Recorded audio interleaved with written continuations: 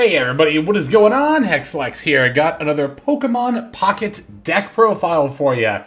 This time I'm coming at you with more of a budget build. Actually, fun fact, this is a deck that I use to clear missions in solo, the ones that need you to have decks of a certain, or cards of a certain rarity. This is going to be Pidgeot Arbok. So, I've been wanting to cook with Pidgeot for quite some time. I think the effect is very strong. The ability to basically use Sabrina's effect once per turn, because you can use Pidgeot's ability from the bench.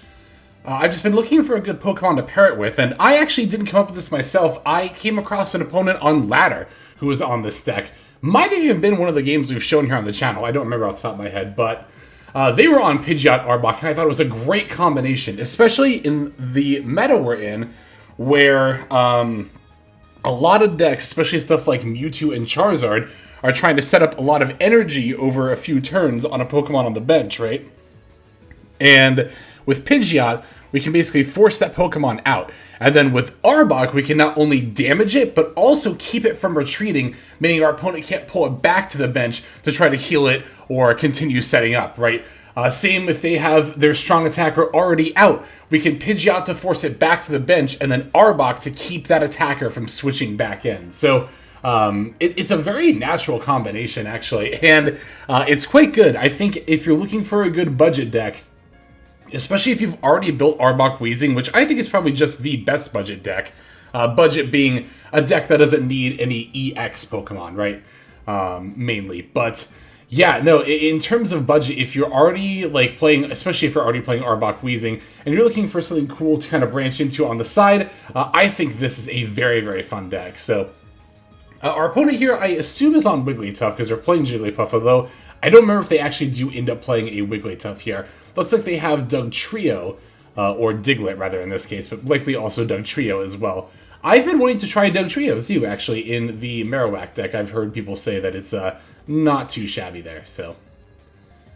Alright, yeah, here, so normally I like to have the Arbok as my active and keep the Pidgeots on the bench, but here, because we led with the Pidgey, I decided to end up building up the Pidgeot in the active anyway, and it's actually not bad at all in the active. It can wing attack for 70 damage for 2 energy, is very efficient, and is going to be enough to take out this Jigglypuff that our opponent, as you can see, is attempting to build up here. Again, this is what Pidgeot just does best, being able to take out Pokemon that are trying to set up.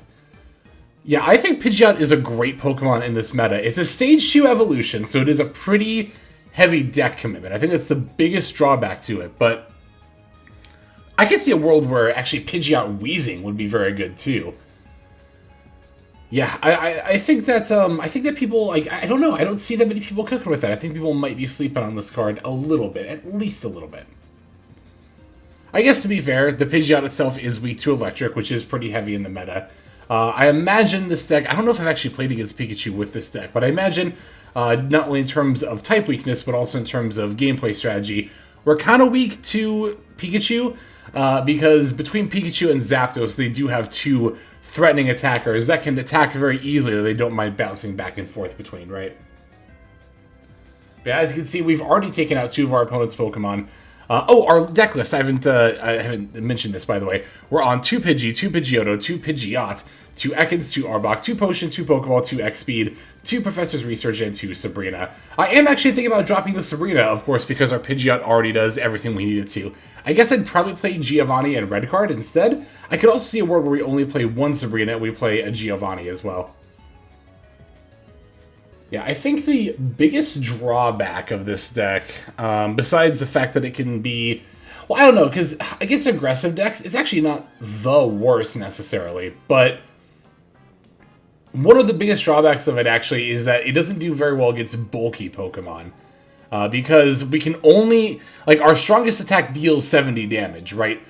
Between the Arbok's corner dealing 60 and Pidgeot's swing attack dealing 70, those are our big hitting attacks. We don't have like one big swing. Nor do we have, like, because you don't have that in Arbok Weezing either, but Weezing you do have the poison, which is damage over time, which does add up very fast. So, yeah, we don't really have any big or long-lasting damage moves like that necessarily, but you also don't necessarily need those to win. But you can get in some kind of difficult spots, potentially. We do also have a pretty decent Mewtwo matchup, of course. Not that we're up against Mewtwo here, it's going to be Starmie EX, but the background when you think of Mewtwo, and like, yeah, the Arbok is a pretty nice natural matchup against the Mewtwo as well. And of course, again, the fact that we can use Pidgeot to potentially pull out their, like, Gardevoir or Curlia or whatever as they're setting up. Yeah, so on a Pokeball for my last Ekans here before I draw off of the Professor Oak.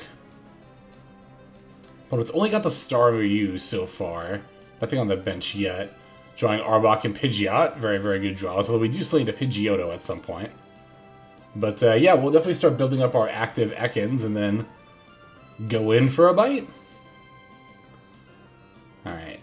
Yeah, the Starmie deck is usually just paired with Articuno. It's usually, from what I can tell, it's usually just Staryu, Starmie, Articuno. So that's why a lot of the time they actually don't have that many Pokemon on the bench. But here they did find a Pokeball off the Professor's research. And let's see what that ends up getting them. Oh, it's a Squirtle. Oh, this is actually... Oh, I should have put Blastoise. You know, I totally forgot about that when I was actually doing the editing here. Again, you know, I always say this. I could just throw in the Blastoise here after the recording. But although they are going to be on Blastoise, to be fair, a lot of the time... Like, I think we will actually see them evolve into the Blastoise. But a lot of what they do here is going to be with the Starmie. So I think it's like... I think you could call this a hybrid Starmie Blastoise deck. Anyway.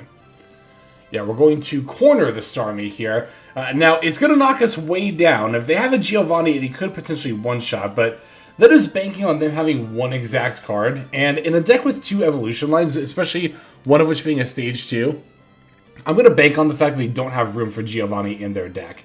And I think that actually does end up being the case here, which is pretty nice. We're going to be able to use the corner again on the next turn to KO the Starmie. And of course, the biggest the opposite of that, the biggest benefit to using the corner is that the opponent cannot retreat, meaning that they are locked in and they have to stay in to get KO'd. Yeah, I think between that and, of course, Pidgeot's effects, like I said, we're not nearly as reliant on Sabrina, but I don't know, there are still game states like this where, like, even though Sabrina's not needed right at this moment, a game state like this where you are pretty deep into an Arbok but you haven't even set up a Pidgeotto yet is one where the Sabrina could be necessary. That's why I think you play at least one.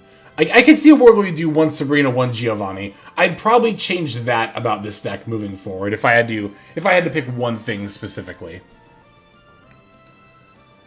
But yeah, as mentioned, we get to corner and KO. Also healing up here, that way they can't just switch in Staryu and then slap and KO the Arbok, right? Yeah, now they have to bring in Wartortle, because if they bring in Staryu, I just KO it on my next turn and win. So, but they do evolve the Wartortle into a Blastoise EX. I was going to say the Sabrina would actually be lethal here, except now they're going to evolve into a Starmie EX as well. But that's actually not bad for me, necessarily, because they're going to put one energy on the Blastoise. It needs two to attack, so my Arbok lives. Actually, this game, I think, is about to be... I didn't even plan for this, but this game, I think, is about to be a pretty good case for why Sabrina is still good in this deck.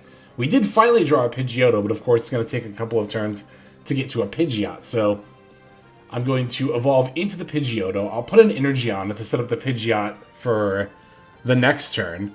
Oh, yeah, and then this is lethal right here, because I Sabrina in the Starmie, which has 130 HP. I corner, deal 60, put it to 70, it can't retreat. Next turn, evolve into Pidgeot, put the energy on it. Well, they KO the Arbok, I bring in Pidgeotto, I put an energy on Pidgeotto, evolve into Pidgeot, and then a wing attack for game. I think that's literally exactly what's about to happen here, so... yeah, I actually totally forgot that was this game. That was not planned to talk at all, but this game did end up being a pretty good demonstration of why Sabrina, I think, is still good in this deck.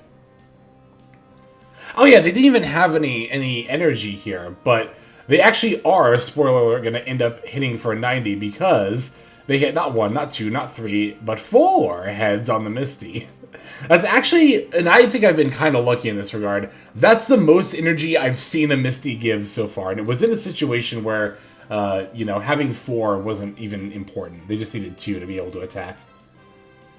Another nice thing about playing sort of budget decks like this is that you don't have any Pokemon EX, meaning that your opponent does have to Did I say doesn't? I think I said does. Anyway, your opponent does have to KO 3 things in order to be able to win, which is a bit of an ask. And there we go. Down goes the Starmie, and we are going to take the W.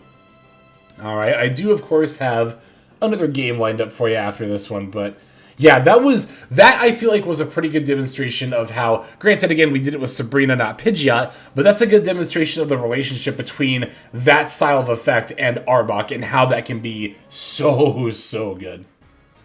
Alright, now for our last game, we're going up against, it's an Articuno EX deck, but they also, I see Farfetch'd, I remember, as well, if not something else, too. Maybe like a Greninja. That is kind of a deck, like Articuno EX plus the Greninja line. That's kind of like, I think, the budget take on Articuno Starmie. Greninja's not bad. It's got the Water Shuriken ability, can just deal 20 to something for free, and it can do that from the bench, but I mean, Starmie being able to deal 90 damage on 2 energy and having a free retreat, I think is just so much better. But Greninja's also not an EX, for what that's worth. Yep, it's Farfetch'd and Articuno coming out first here. We're leading with Ekans and Pidgey, which is not a bad setup, although we are going to need to hopefully draw some evolutions here. Opponent is going to Misty right off the bat. That's very scary to see turn 1. Although, maybe they drew the Misty for turn. I was going to say, if you opened Articuno Misty, I think you definitely put the Articuno in the active and try to high roll on the Misty, right? It's very gambly, but like, you're not going to get punished on ladder anyway, so it's like you might as well gamble at that point, in my opinion, but maybe that's just me. Yeah, so not a great setup if we don't draw the Arbok here. This Farfetch'd is going to be able to two-shot the Ekans, even if we use the potion on it, because, of course, it can deal 40 damage at a time. That said, even if they do that, we do have a clean evolution line into the Pidgeot here, which is, it's something, you know. Again, I will say that Pidgeot's ability to deal 70 damage with a wing attack off two colorless energy, mind you, so it doesn't even matter what else you splash it with. You're not going to have any energy confliction there.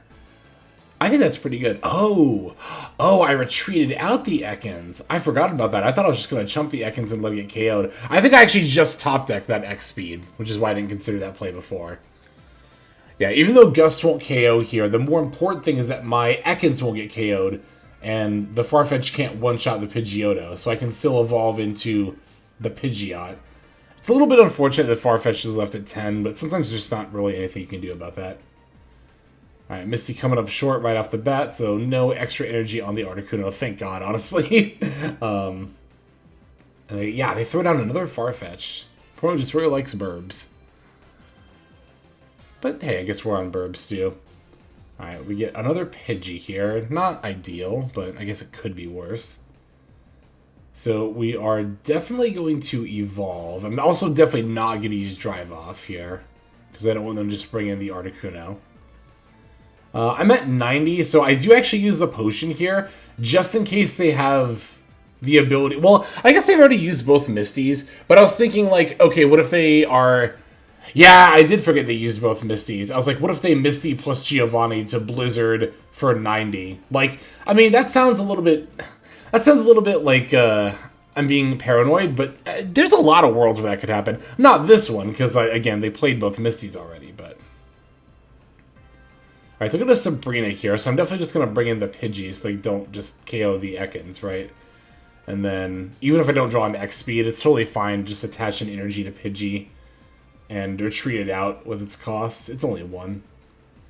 I've said this in a few other videos, but when it comes to retreat costs, I would never pay more than 1 unless I really, really thought I had to. I have had situations where I pay more than 1, even on camera here on the channel, but they are few and far between. God, still no Arbok, but I guess we can at least find another Ekin. So whenever we do top deck Arbok, it'll be, you know, at full HP, right? And not have to deal with not being at full HP. So, yeah, we'll just put the Dark Energy on the Pidgey and then retreat it and go back into Pidgeot and KO this Farfetch'd. We're not in a bad spot. We've taken 2 points. They don't have any. Our Pidgeot's still at 110 HP. Their Articuno still only has 1 water energy on it. They don't have a Misty they're going to be able to top deck into. We're actually in a very good spot right now. I actually just win off of just Pidgeot on board, right? Because I KO it over 2 turns. They deal... No, but they deal 40 and 80. And they did have a Giovanni. They did have the Giovanni. Okay, so yeah, now they deal 50 then 80. So... No, I don't necessarily win over 2 turns here. Unless I draw something really good off this professor's research. Which I don't. Actually, both those draws are pretty bad. So I'm like, alright, I guess I'll just wing attack and really hope I top deck an Arbok here or something. I mean, they haven't taken any points. That's 70. Okay, this red card, 100% fine. This is the best red card I've ever seen in my life. Please give me a new hand. Oh, and it's so much better. Pidgeot and Arbok Potion. Blizzard does get to KO the Pidgeot here. It does also actually put me in a pretty dangerous position. If you'll notice, both my Pidgey and my Ekans are at 10 HP. So if one more Blizzard goes off, my opponent will take 2 points and just close out the game here.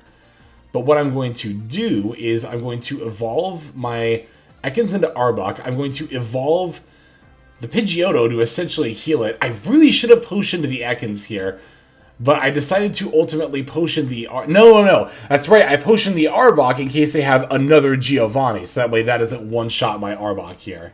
Yes, that's right. That's right. Because if they do Blizzard and take out the Ekans, that doesn't matter, right? Because they only take 1 point off of that. Alright, they're going to Sabrina, but this is so easy. We just bring in our Ekans, and then we're good to go. I actually did have to think about it for a moment. Yeah, we bring in the Ekans, Blizzard KOs it. They can't KO anything on the bench. We bring in Arbok and then win. And yeah, our opponent realizing that does ultimately end up just conceding right then and there. Holy! That was quite the good game. Yeah, I mean, it's like I said, you know, when it comes to this deck, I built it just to meet the low rarity requirement for solo missions, but I really genuinely think that this is a very solid deck. So, good budget option. That's also, I think, a very good rogue deck in its own right. Like I said, especially if you're already playing Arbok for the Wheezing deck there. You definitely don't need Pokemon EX in this game, because there's also Blaine Aggro, which I'm waiting to pull one more Blaine to be able to show that deck off. Also very budget, but anyway. That's going to go ahead and do it for this video. Thanks as always for watching. If you want to check out more Pokemon Pocket deck profiles, I already have a ton here on the channel, and also subscribe to see more as they continue to come out. But like I said, that is going to end up doing it for this one. So this is Hexlex. I am signing out, hoping that you have a fantastic day.